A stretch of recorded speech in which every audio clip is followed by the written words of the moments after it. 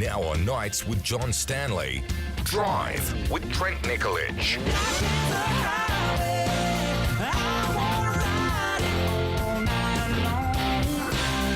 Drive with Trent Nikolic, of course, and we do this each week with Trent. And look, can we bring up my theme as well? Because we need to make sure that we accommodate everyone in this.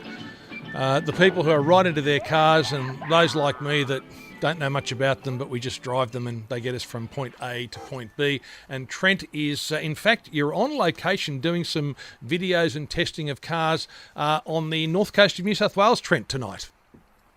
That's right, John. Good evening, everyone. We're up in Crescent Head, and hopefully the audio quality's okay. There's been a crazy storm just unleash up here. The rain is torrential. I can hear it. Lightning. I can hear it. And yes, some of that rain that's supposedly working its way across the state is definitely hitting us up here. Yeah, look, it's very heavy, and if you look at the radar, it's going to be very heavy for the next couple of days. We do want to talk about cars tonight. There's a lot of news. If people have got questions, as always, for you about new cars, old cars that they think they might want to sell, new models that might be coming out, all of our general conversation we will have. But if anyone has specific questions that they want to raise in relation to electric cars, we've had the policy announced yesterday. You've obviously seen it, and there are different policies because the New South Wales government has announced a significant electric car policy, and today they've talked about providing assistance for businesses, say Uber, where to encourage them to move to electric vehicles as well. So it is coming, it is going to be happening, but people need to have a lot of their questions answered, and you've studied this uphill and down, Dale, so you can answer those questions if they've got them. Yeah, absolutely, John. And look, I've heard a lot of the commentary today. We've been in and out of reception. Some of the driving we were doing was quite remote, so I've been out of radio range for parts of the day. But I have heard a lot of the commentary. I've heard, the car manufacturers say that the government's still not doing enough. I've heard the Electric Vehicle Council say the government could be doing more. Various commentators and people with opinion at both ends of the spectrum, really. But the way I look at it, John, is the fact that at least the government's doing something. I think if the government is serious about Australians buying electric cars, it needed to do something, and it needed to get that ball rolling. My opinion on it is, and I think this is the case with a lot of political matters. I mean, you spend a lot more time talking about politics than I do, but I think with a lot of political matters, no matter what the government did, there'd always be someone criticising it. If it's a Liberal government, the Labor fans will criticise it. If it's a Labor government, the Liberal voters will criticise it. So I think you probably can't win if you're either a Premier or a Prime Minister, but I think you've got to be seen to be doing something. All right, now correct me if I'm wrong on this. I'm going to raise a couple of things, and we'll take calls, and we've got text messages as well. But we had a caller last night talking about torque and towing. So I know the Americans, Ford, they're working on an electric version of their most popular pickup truck, the FT50. Is that right? Have I got that right, or is that a Magoo? F-150, yeah. F-150. Okay, all right. Okay, so they're working on it, and they reckon it's got more torque and more power, and they reckon it's got a range of up to, say, I looked at it, I did a conversion, maybe 480 k's. Now, if you have a tow bar on the back of that and you're towing a heavy caravan, you've discussed this before, you're going to be able to tow it because it's got the power to tow it, but that battery isn't going to last 480 k's, is it, if you're towing that heavy van? Am I right? No, or that's not? Exactly right. So, no, you're absolutely right. So that's the way that it works. I mean, a good example is on this trip here, we're driving Land Rover Defenders, right? Now, I'm in a diesel Defender. It's averaging about 10 litres per 100 kilometres of diesel. If I hooked a 2.5 tonne caravan to the back of that Defender, you could reasonably expect that consumption to jump up to 15, 16, 17 litres per 100 kilometres, depending on how hilly the drive was.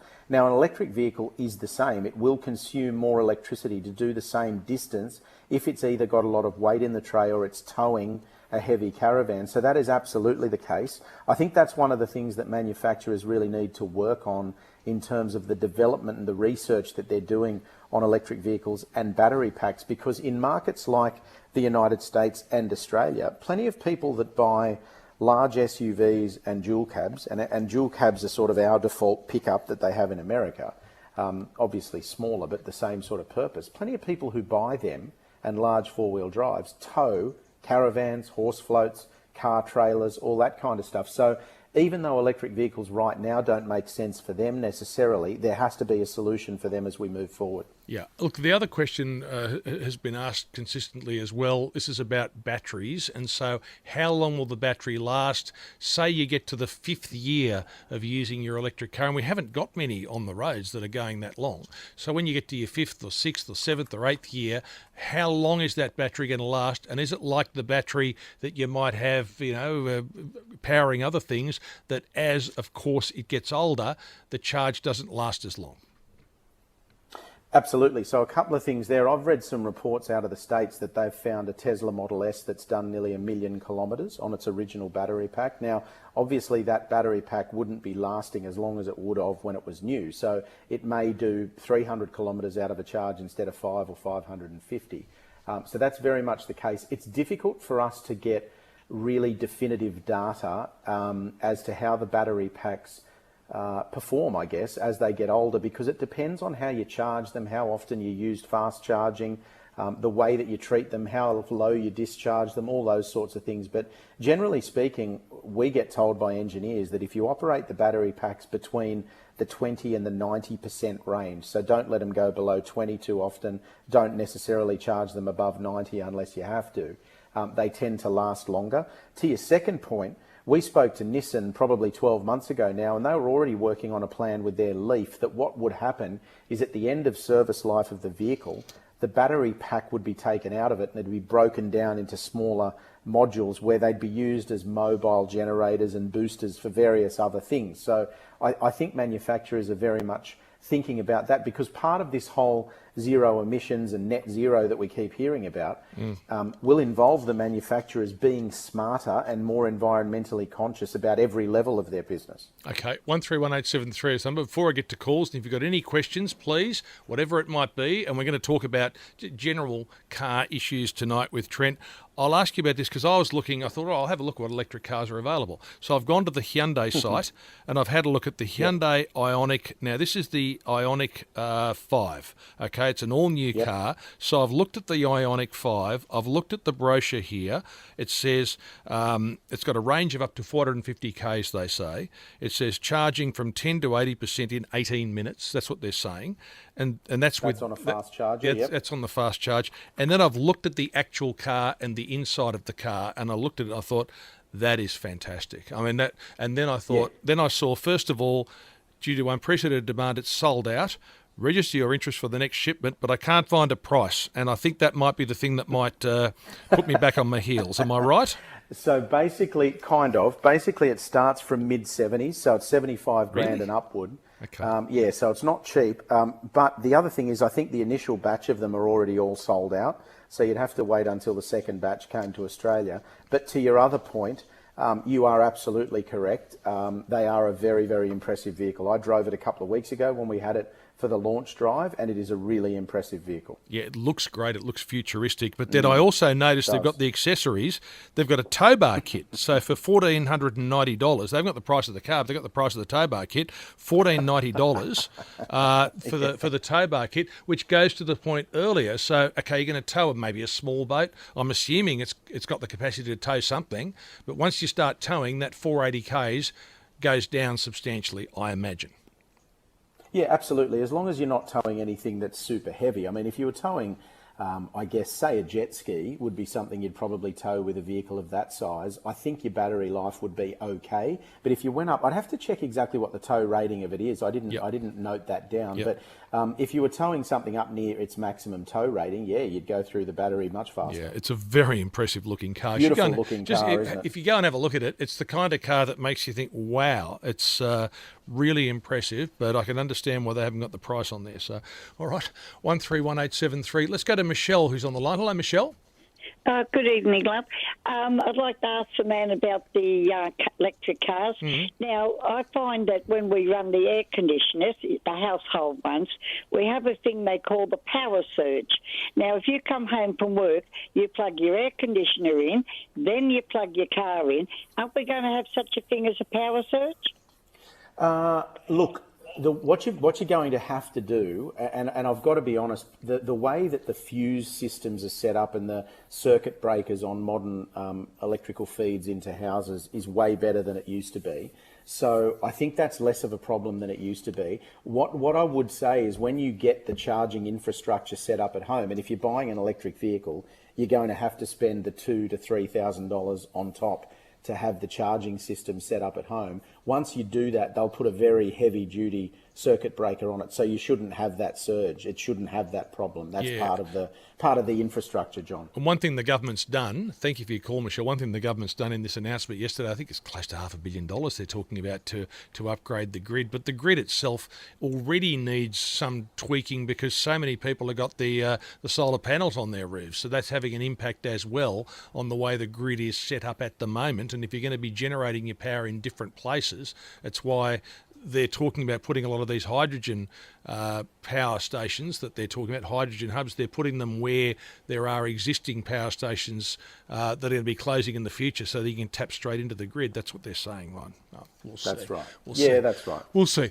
131873. Look, and Chris sends this note, why can't we work towards swap over batteries that we could change at servos? He's saying at least for trucks. Well, we have mentioned before there's a company in Australia that's got a, I'll have to find the details again. It's a company that was talking about they can actually retrofit trucks and give them an electric motor, and part of that involved a interchangeable battery. So you do your run, you might stop, and then we talked about it before, you swap the battery over while you take your rest stop and then keep going with the fresh absolutely. battery. I mean, the thing is, though, John, to that text message, to respond to that, it's not as easy as it might sound. The battery pack, it's not like taking a 12-volt battery out of the engine bay of a regular car. If you're trying to do it in a car, it's extremely heavy, it's big. So in most of these electric cars, it takes up the entire space from side to side between the wheels. So, it's a good few hundred kilograms worth of battery. It'd have to be some sort of forklift operation, wouldn't it? You'd slot it in and it would slide in and out, but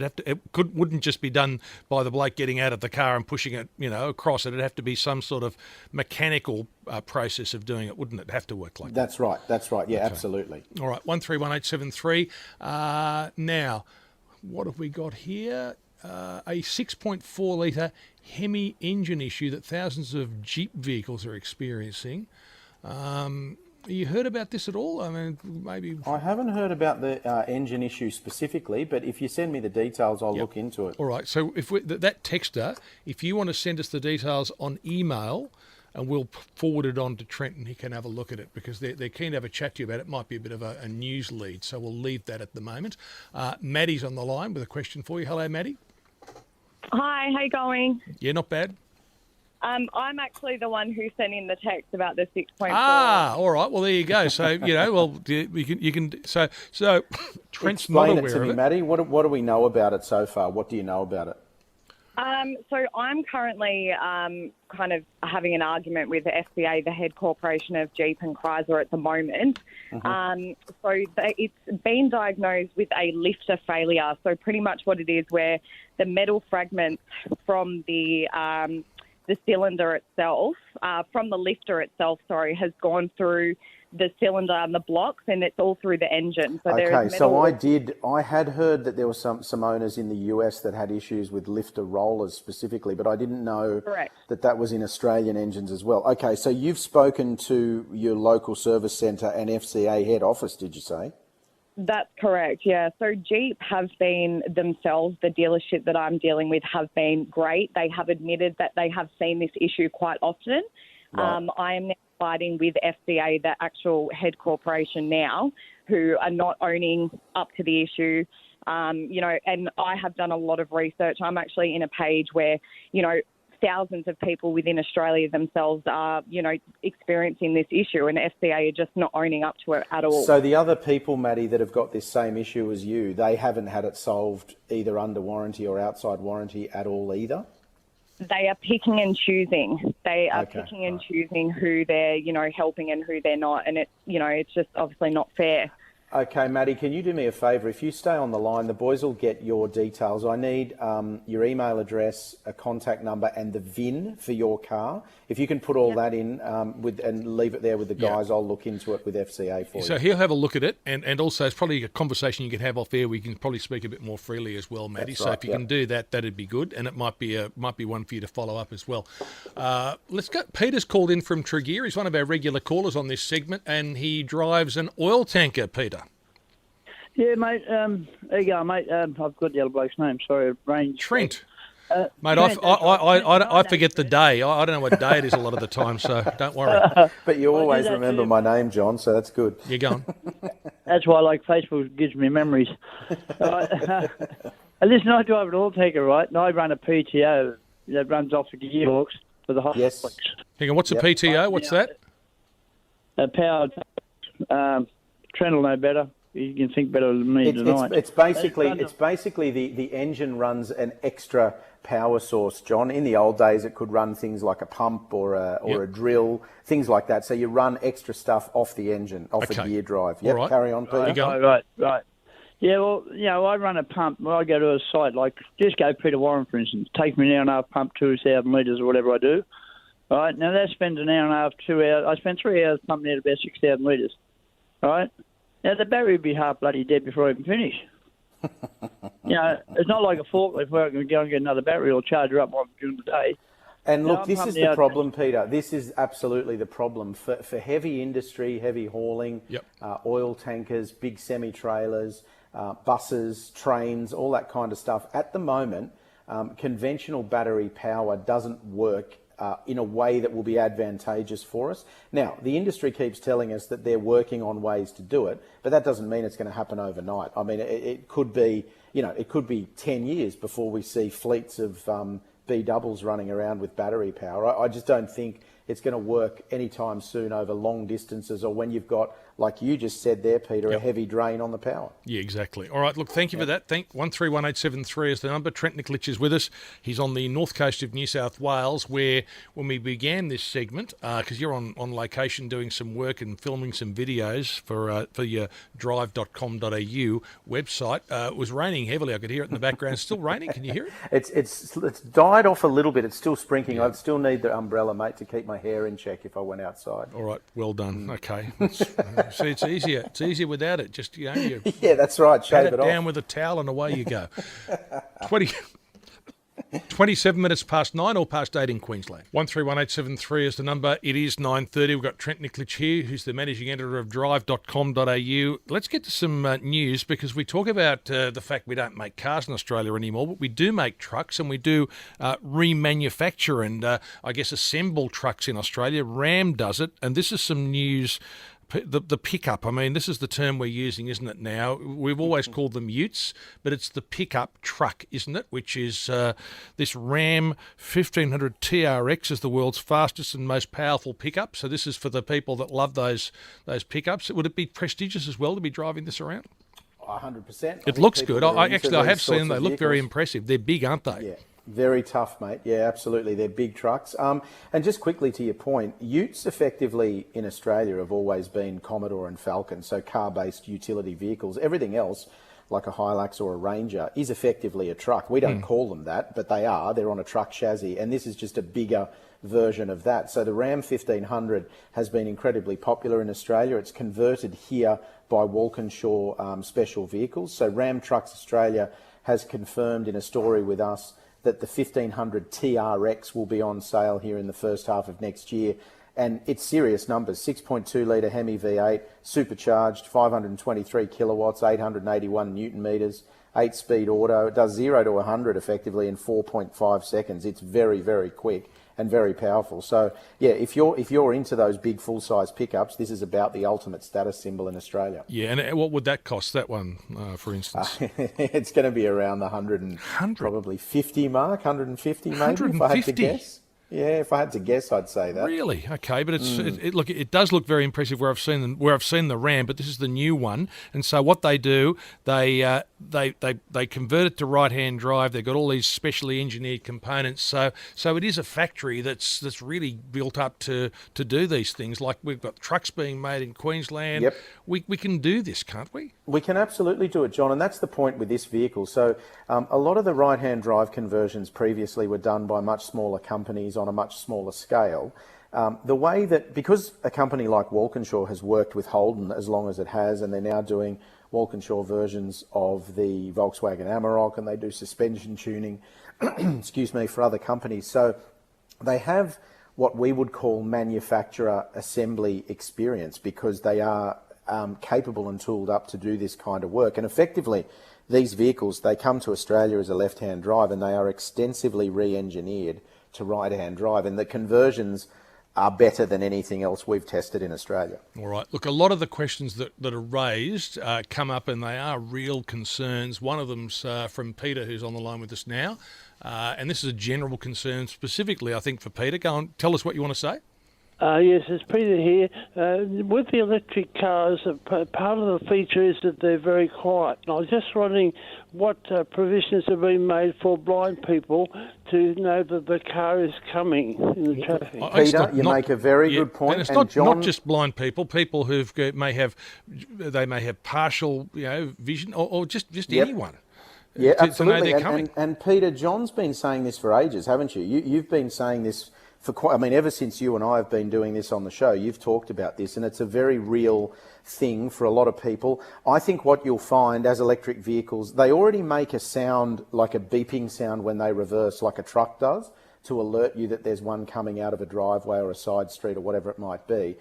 I think you'll find that as we start to get large fleets of them on the road, governments will have to mandate something, that they'll have to emit some kind of artificial sound of some sort, so that people know they're coming. Because we can all laugh and joke about stupid people with headphones on and they're not paying attention or whatever.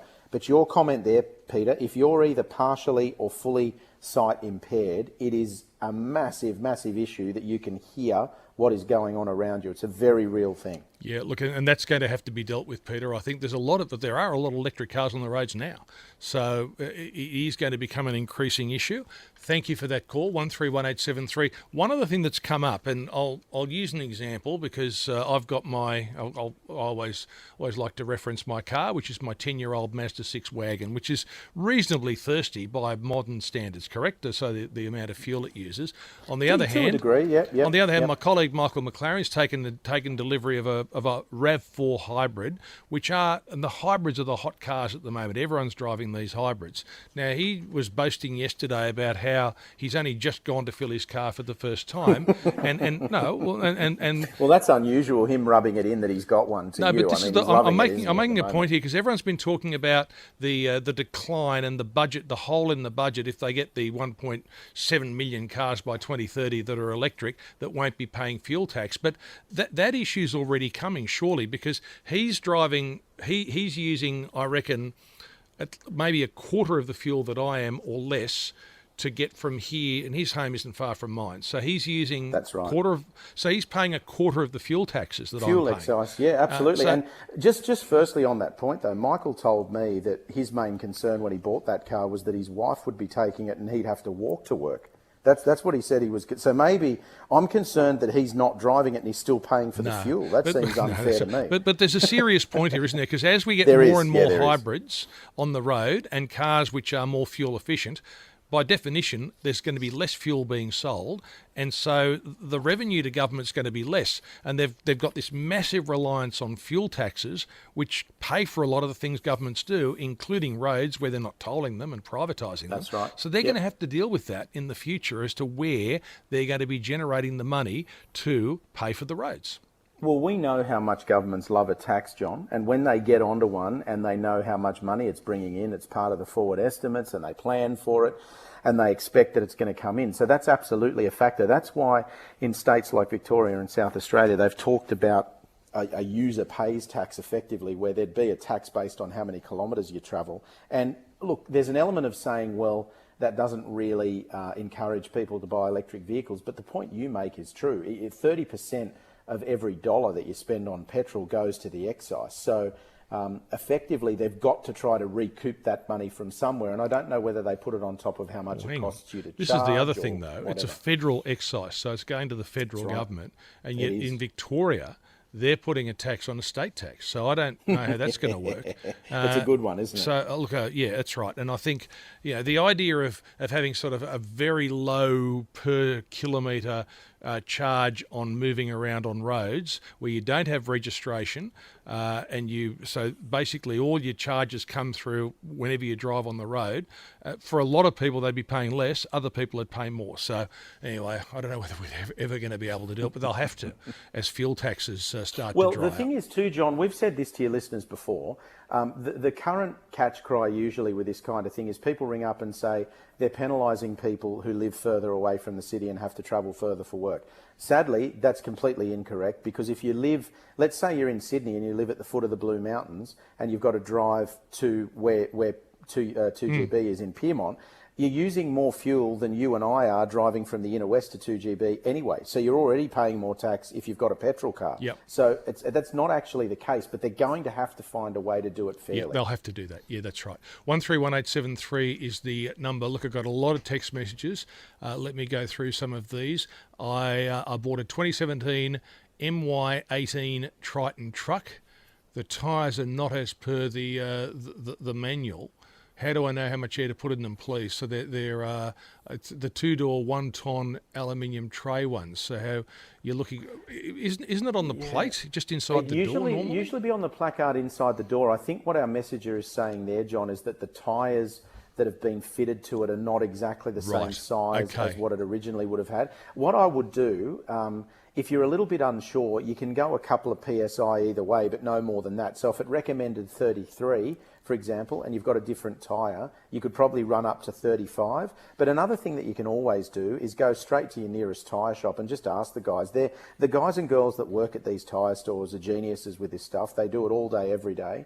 And then, in my experience, they're more than happy to help you out with a bit of advice if you're concerned. All right. Meredith says, this can't be right. I saw in the UK the other day a carbon electric cell ran out of battery in a Westfield. This is in the UK. People stuck for 4 hours behind it. Can't they be towed? Well, that'd be the same if you ran out of petrol, isn't it? Surely they can be towed or moved around. Most of them do have a neutral mode so you can tow them. I remember seeing that story and not reading all the detail on it, but I think something happened where the car was jammed in a position and they couldn't move it. So, yeah, it was a bit of a problem. But generally speaking, when an electric vehicle goes flat, there is a tow mode to get it out of the way. Yeah, because I've got a little electric purpose-built golf buggy that I've got. It's electric. Is that three-wheeled thing that Ray Hadley No, it's 4 wheels, and he's calling it a mobility scooter. It's a purpose-built golf buggy. It's electric. Okay. But and I've had people that I've played with, because we play in groups of 4, and they've said to me, what happens if this thing... what happens if it runs out of it runs out of charge and you haven't charged it properly? And I've said if it breaks down, you can flick a switch and then it rolls into neutral mode. And I've got 3 ropes, so that's what'll happen. So you'd have to pull it back from the tent all the way back to the car park. They'd be pulling it back. The other 3 guys. That's what I'm saying. While I sit on it. That's the idea. 131873 is the number. Tom is another truckie on the road tonight. Hello, Tom. G'day, Stan. How are you? Yeah, good, mate. That's good. Just about the electric cars.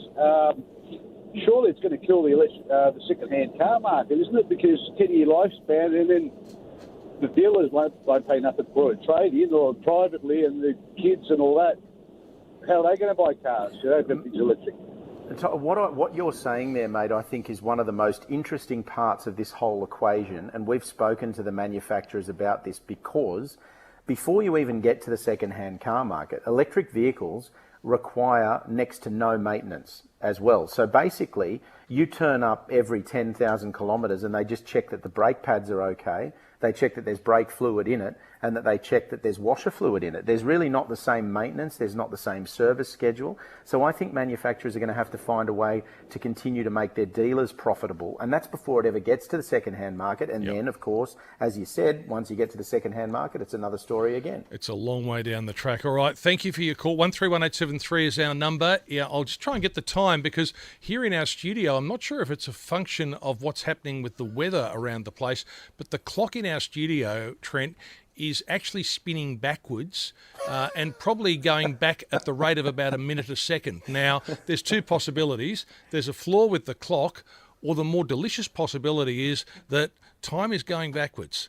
And so if this keeps going for another couple of hours, can someone organise as much money as possible? We're going to back Very Elegant in the Melbourne Cup and then retire. John. Yep, I'm with you. Because we just got to go back, how many days? About a week?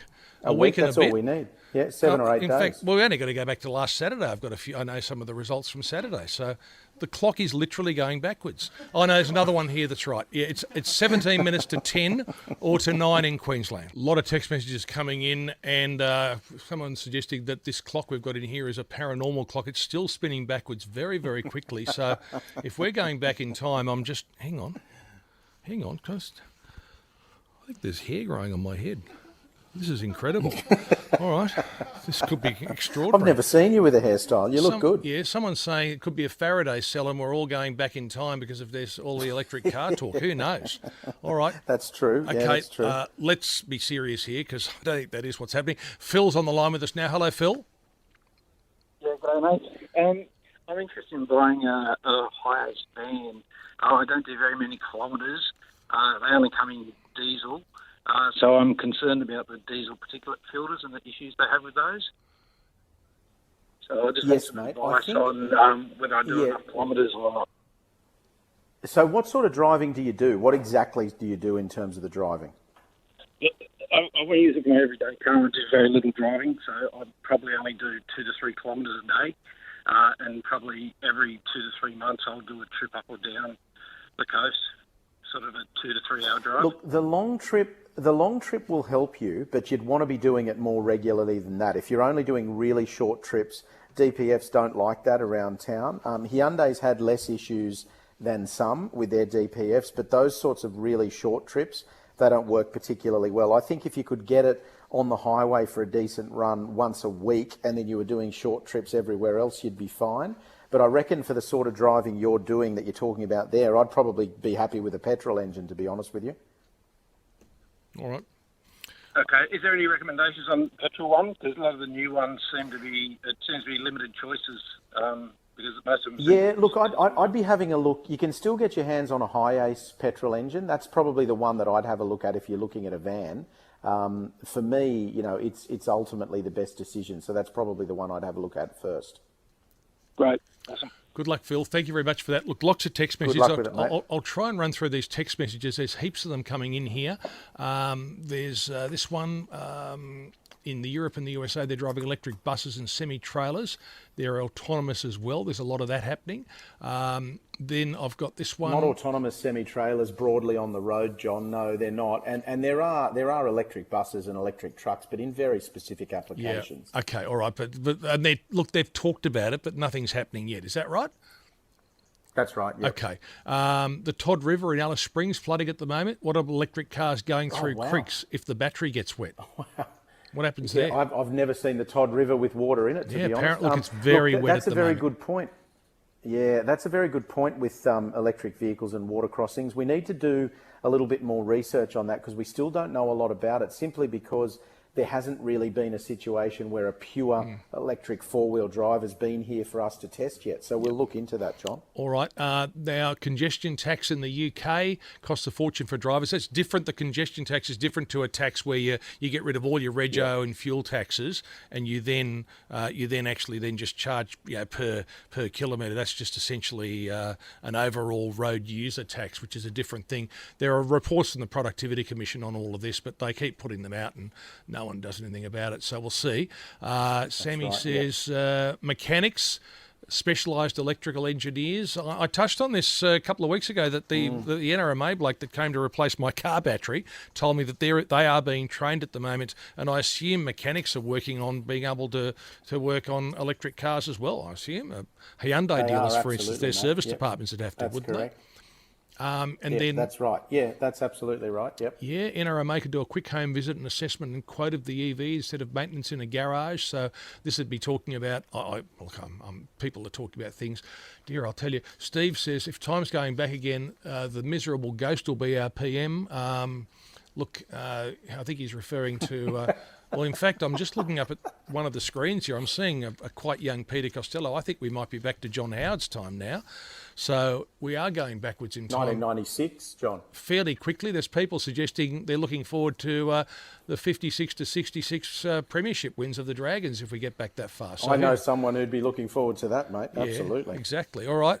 I have to be back at school, though. All right. 131873. We'll take a break. Come back in a moment. There are a couple of other bits of news I want to touch on with you as well at 9 and a bit minutes to 10 or 9 in Queensland. 7 minutes to 10 or to 9 if you're in Queensland. We've got Trent Nicolich here, managing editor of drive.com.au. LDV, that's one of the Chinese brands, is that right? That's right, yes. The T60 Max Lux, you've reviewed this on the website. What is it and what do you make of it? Yeah, the name's a bit of a mouthful. Basically, it's the new version of the T60, which is their dual cab. And so competitor to things like Hilux and Ranger. Obviously, LDV is a challenger brand, but I've given this thing 7.4 out of 10. I'm really impressed with it. It's above average. I think it's really good value for money. It's somewhere between $15,000 and $20,000 cheaper than the established competition, depending on which way you slice it. And it's really good value for money, and I think it's a better product than it used to be. So I think for people who are shopping for a dual cab on a budget, John, take a look at it. Okay, so that's a Chinese brand that's obviously improving, and you've talked about this over the years we've been doing this. I guess the question is, things like this, you expect them to go for hundreds of kilometres, don't you? Would it have that capacity to keep going? Yeah, absolutely. I've spoken to people with older versions of these LDVs, and they've got a good few 100,000 kilometres on them. And I think the selling point for me, it's all well and good for us to get in them, John, and be impressed with them over the course of a week. But when you start talking to people who are on to their second or third, so they've bought one and then they've gone and bought another one and then another one, that tells me that if the public is saying this makes sense to me, then it's a good thing to buy. All right. And Stephen says, when's Subaru going to launch the next WRX and WRX wagon? Wagon? Wagon will be an interesting one. WRX will be coming next year, the new variation of, so 2022 for that one. All right, and look, I'll pass on this note from Tanny just in relation to a smart car and getting the battery changed, because it's a very small car, and the NRMA wanted to tow it to a workshop to change the battery because it's in a passenger footwell, I assume, because the car's so small.